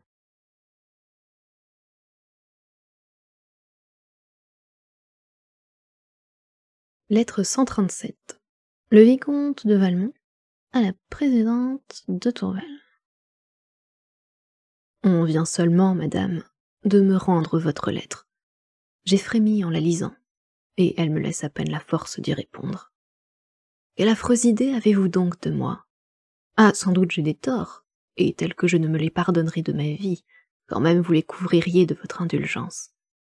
Mais que ceux que vous me reprochez ont toujours été loin de mon âme, qui, moi, vous humilier, vous avilir, quand je vous respecte autant que je vous chéris, quand je n'ai connu l'orgueil que du moment où vous m'avez jugé digne de vous. Les apparences vous ont déçu, et je conviens qu'elles ont pu être contre moi. Mais n'aviez-vous donc pas dans votre cœur ce qu'il fallait pour les combattre? Et ne s'est-il pas révolté à la seule idée qu'il pouvait avoir à se plaindre du mien? Vous l'avez cru cependant. Ainsi, non seulement vous m'avez jugé capable de ce délire atroce, mais vous avez même craint de vous y être exposé par vos bontés pour moi. Ah, si vous vous trouvez dégradé à ce point par votre amour, je suis donc moi-même bien vile à vos yeux. Oppressé par le sentiment douloureux que cette idée me cause, je perds à la repousser le temps que je devrais employer à la détruire. J'avouerai tout. Une autre considération me retient encore. Faut-il donc retracer des faits que je voudrais anéantir et fixer votre attention et la mienne sur un moment d'erreur que je voudrais racheter du reste de ma vie, dont je suis encore à concevoir la cause, et dont le souvenir doit faire à jamais mon humiliation et mon désespoir? Ah, si, en m'accusant, je dois exciter votre colère, vous n'aurez pas au moins à chercher loin votre vengeance.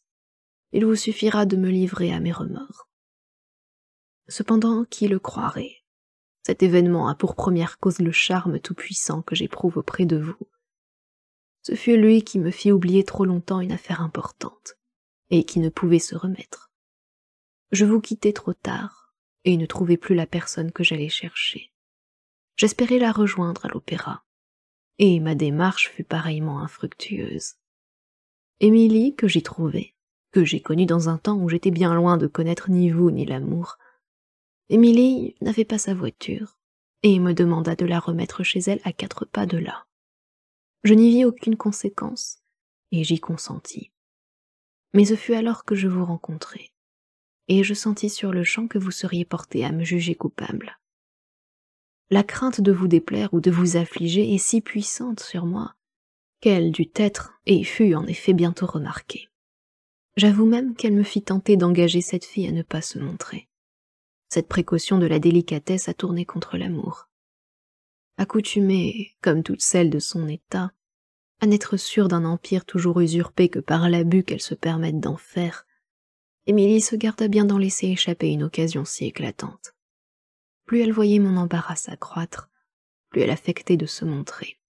Et sa folle gaieté, dont je rougis que vous ayez pu un moment vous croire l'objet, n'avait de cause que la peine cruelle que je ressentais, qui elle-même venait encore de mon respect et de mon amour. Jusque-là, sans doute, je suis plus malheureux que coupable. Et ces torts, qui seraient ceux de tout le monde et les seuls dont vous me parlez, ces torts n'existant pas, ne peuvent m'être reprochés. Mais vous vous taisez en vain sur ceux de l'amour. Je ne garderai pas sur eux le même silence. Un trop grand intérêt m'oblige à le rompre.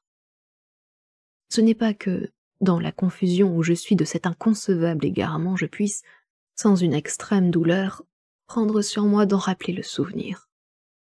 Pénétré de mes torts, je consentirai à emporter la peine, ou j'attendrai mon pardon du temps, de mon éternelle tendresse et de mon repentir.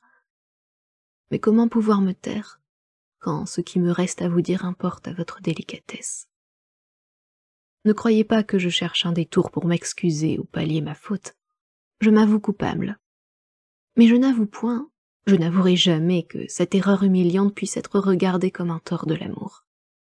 Et que peut-il y avoir de commun entre une surprise des sens, entre un moment d'oubli de soi-même, que suivent bientôt la honte et le regret, et un sentiment pur qui ne peut naître que dans une âme délicate et s'y soutenir que par l'estime, et dont, enfin, le bonheur est le fruit. Ah, ne profanez pas ainsi l'amour. Craignez surtout de vous profaner vous-même, en réunissant sous un même point de vue ce qui jamais ne peut se confondre. Laissez les femmes viles et dégradées redouter une rivalité qu'elles sentent malgré elles pouvoir s'établir, et éprouver les tourments d'une jalousie également cruelle et humiliante. Mais vous, détournez vos yeux de ces objets qui souilleraient vos regards, et pure comme la divinité, comme elle aussi punissait l'offense sans la ressentir. Mais quelle peine m'imposerez-vous, qui me soit plus douloureuse que celle que je ressens, qui puisse être comparée au regret de vous avoir déplu, au désespoir de vous avoir affligé, à l'idée accablante de m'être rendu moins digne de vous. Vous vous occupez de punir, et moi je vous demande des consolations, non que je les mérite, mais parce qu'elles me sont nécessaires et qu'elles ne peuvent me venir que de vous. Si tout à coup, oubliant mon amour et le vôtre, et ne mettant plus de prix à mon bonheur, vous voulez, au contraire, me livrer à une douleur éternelle, vous en avez le droit. Frappez. Mais si, plus indulgente ou plus sensible, vous vous rappelez encore ces sentiments si tendres qui unissaient nos cœurs, cette volupté de l'âme, toujours renaissante et toujours plus vivement sentie, ces jours si doux, si fortunés que chacun de nous devait à l'autre, tous ces biens de l'amour et que lui seul procure, peut-être préférerez-vous le pouvoir de les faire renaître à celui de les détruire. Que vous dirai-je enfin? J'ai tout perdu et tout perdu par ma faute. Mais je puis tout recouvrer par vos bienfaits. C'est à vous à décider maintenant. Je n'ajoute plus qu'un mot. Hier encore vous me juriez que mon bonheur était bien sûr tant qu'il dépendrait de vous. Ah, madame, me livrerez-vous aujourd'hui à un désespoir éternel? Paris, ce 15 octobre 1700 des étoiles.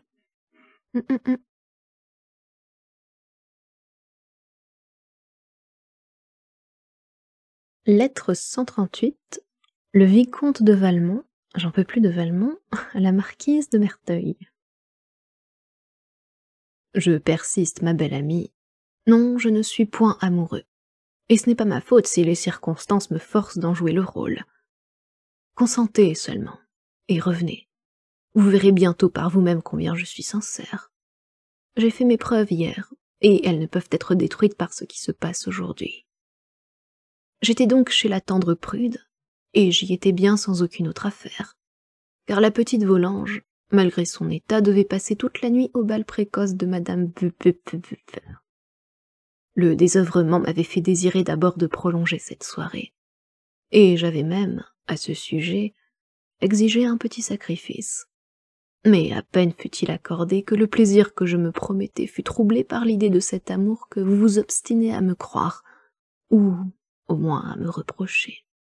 en sorte que je n'éprouvais plus d'autre désir que celui de pouvoir à la fois m'assurer et vous convaincre que c'était de votre part pure calomnie.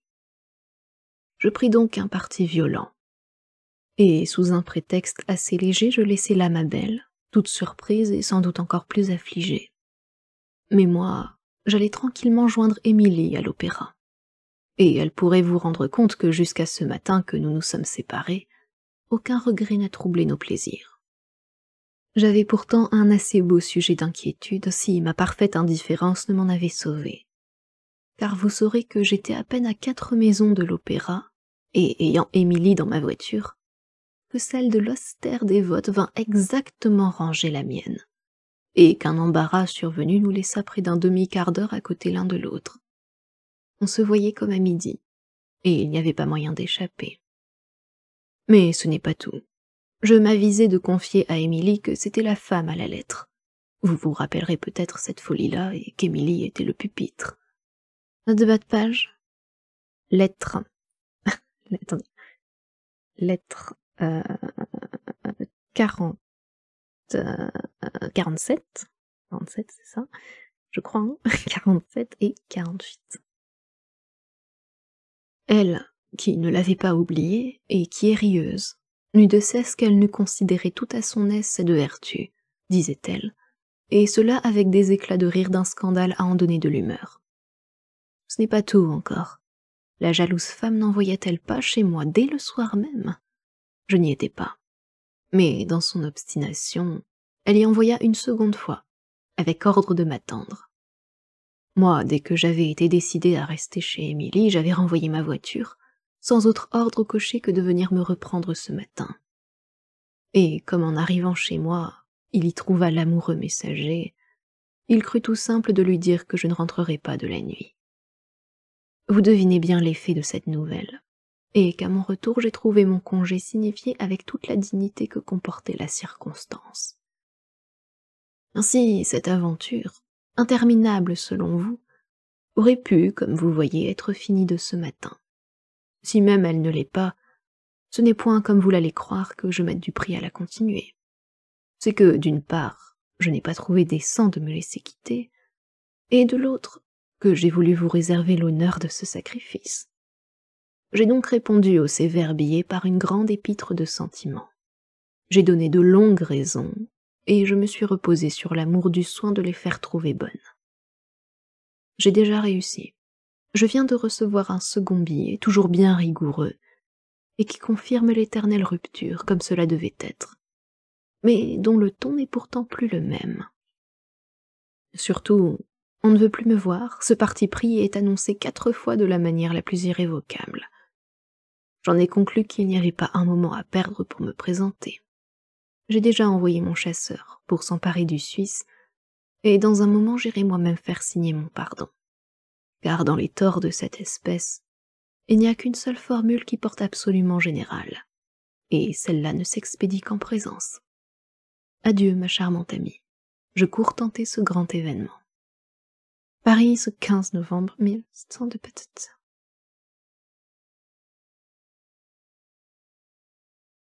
Lettre 139. La présidente de Tourvel à Madame de Rosemonde.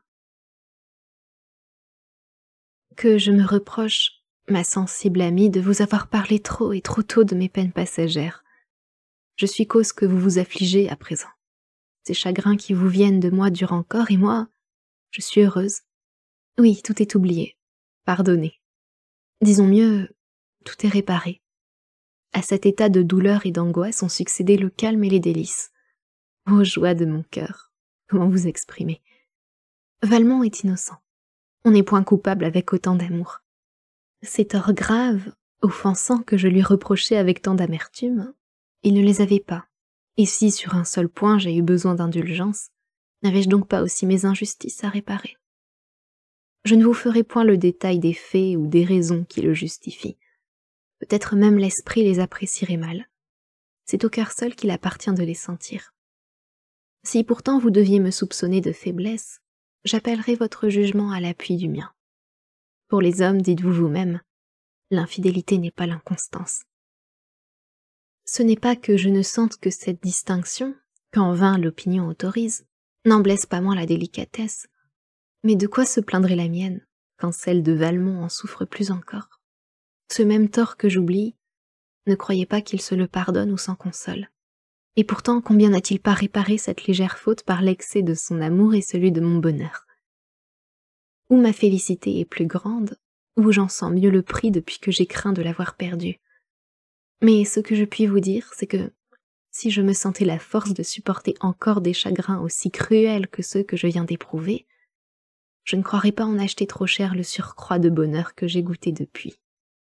Ô ma tendre mère, grondez votre fille inconsidérée de vous avoir affligée par trop de précipitation. Grondez-la d'avoir jugé témérairement et calomnié celui qu'elle ne devait pas cesser d'adorer.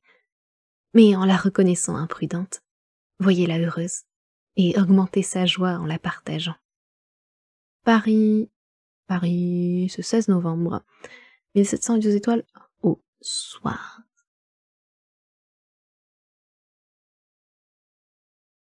Lettre 140. Le vicomte de Valmont à la marquise de Merteuil.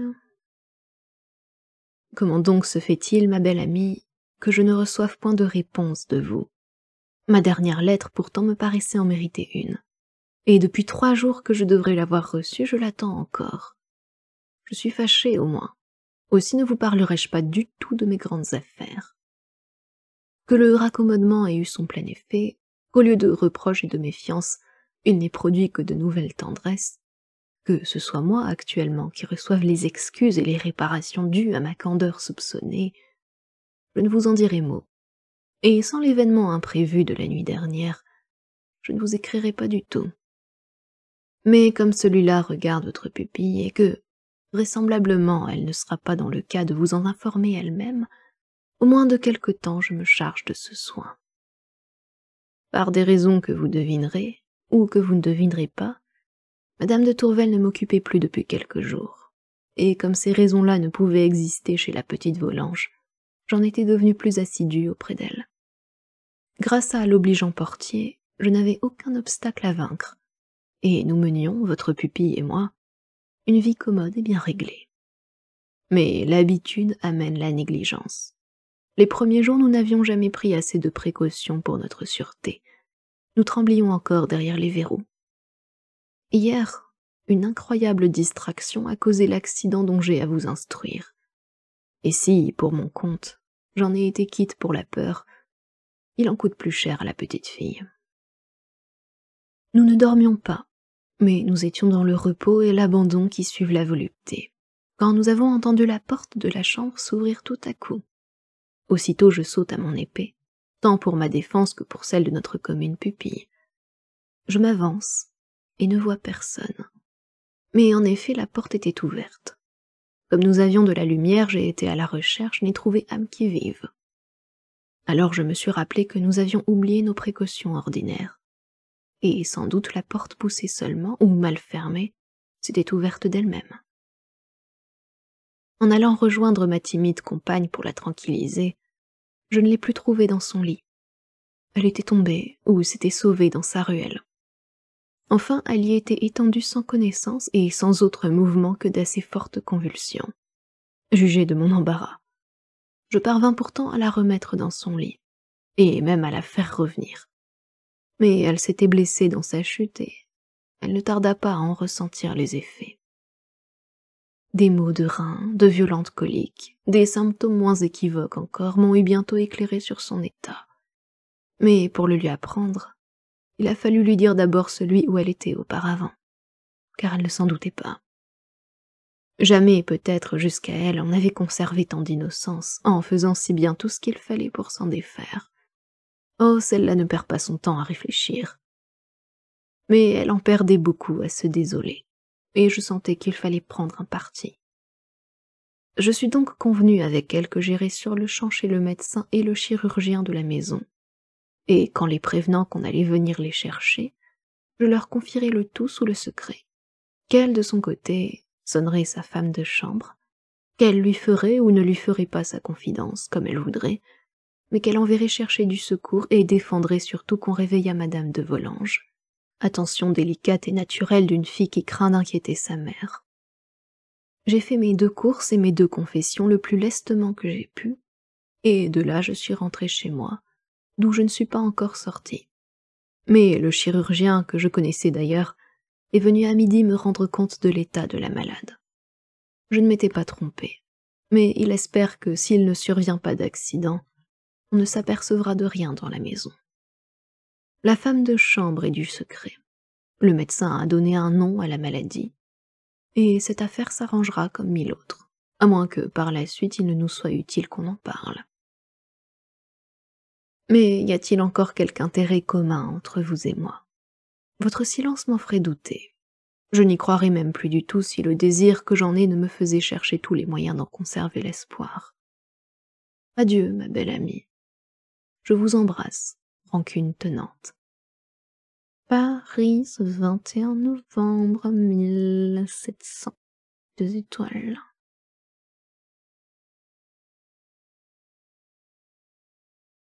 Lettre 141. La marquise de Merteuil au vicomte de Valmont. Mon Dieu, vicomte, que vous me gênez par votre obstination. Que vous importe mon silence? Croyez-vous, si je le garde, que ce soit faute de raison pour me défendre? Ah, plus à Dieu. Mais non, c'est seulement qu'il m'en coûte de vous les dire. Parlez-moi vrai. Vous faites-vous illusion à vous-même ou cherchez-vous à me tromper? La différence entre vos discours et vos actions ne me laisse de choix qu'entre ces 2 sentiments. Lequel est le véritable?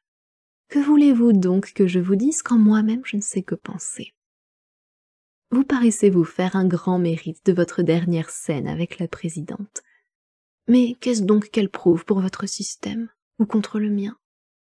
Assurément, je ne vous ai jamais dit que vous aimiez assez cette femme pour ne pas la tromper, pour n'en pas saisir toutes les occasions qui vous paraîtraient agréables ou faciles.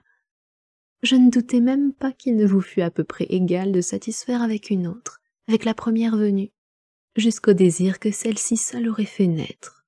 Et je ne suis pas surprise que pour un libertinage d'esprit qu'on aurait tort de vous disputer, vous ayez fait une fois par projet ce que vous aviez fait 1000 autres par occasion. Qui ne sait que c'est là le simple courant du monde, et votre usage à tous tant que vous êtes, depuis le scélérat jusqu'aux espèces. Celui qui s'en abstient aujourd'hui passe pour romanesque, et ce n'est pas là, je crois, le défaut que je vous reproche. Mais ce que je dis, ce que j'ai pensé, ce que je pense encore, c'est que vous n'en avez pas moins de l'amour pour votre présidente.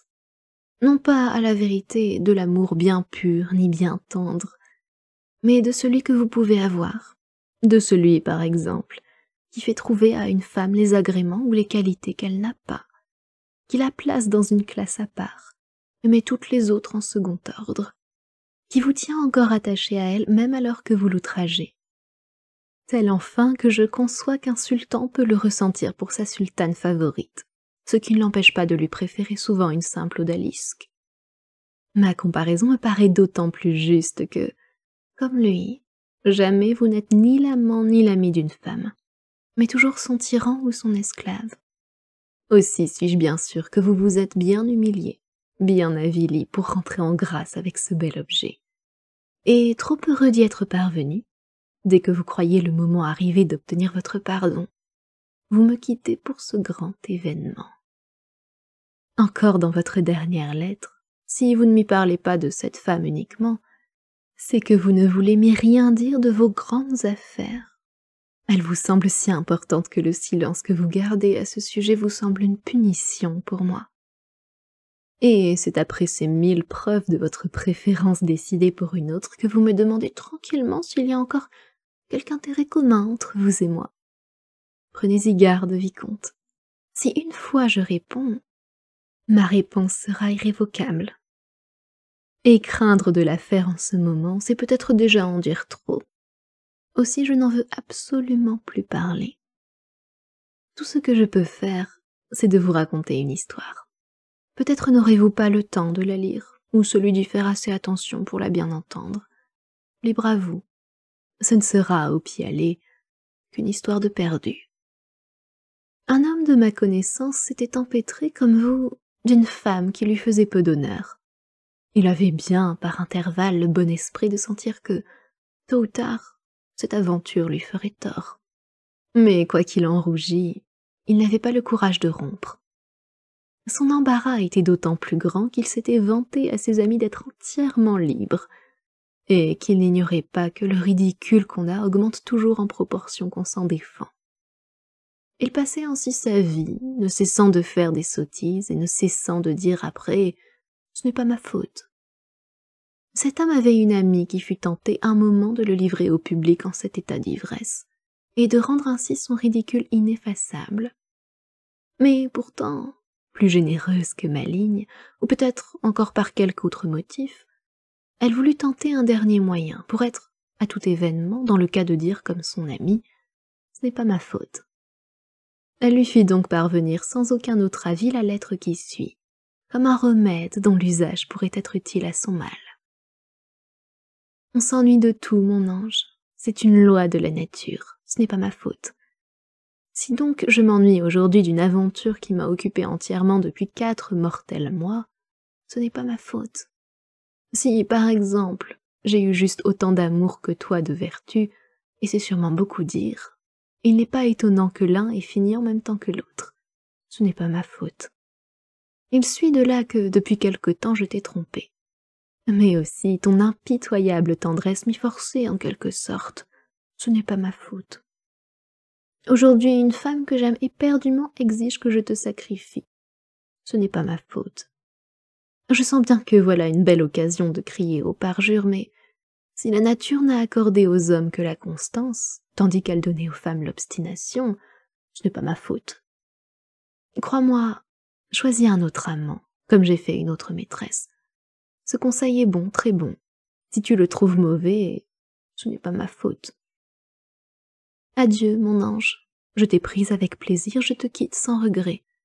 Je te reviendrai, peut-être. Ainsi va le monde. Ce n'est pas ma faute. De vous dire, vicomte, l'effet de cette dernière tentative et ce qui s'en est suivi, ce n'est pas le moment. Mais je vous promets de vous le dire dans ma première lettre. Vous y trouverez aussi mon ultimatum sur le renouvellement du traité que vous me proposez. Jusque-là, adieu tout simplement.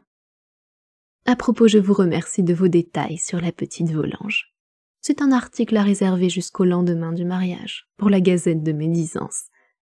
En attendant, je vous fais mon compliment de condoléances sur la perte de votre postérité. Bonsoir, vicomte. Du château de quelque part, ce 24 octobre 1702 étoiles.